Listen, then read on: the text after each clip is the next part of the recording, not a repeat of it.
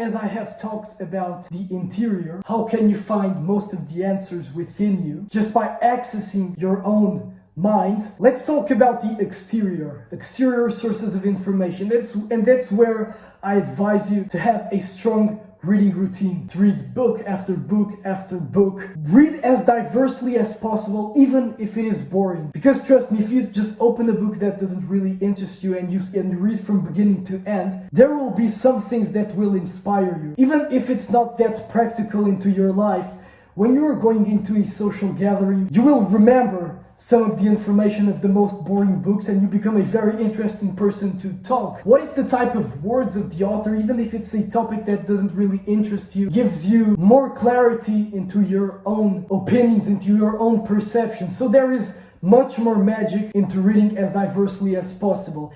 And secondly, I really advise you to start studying history.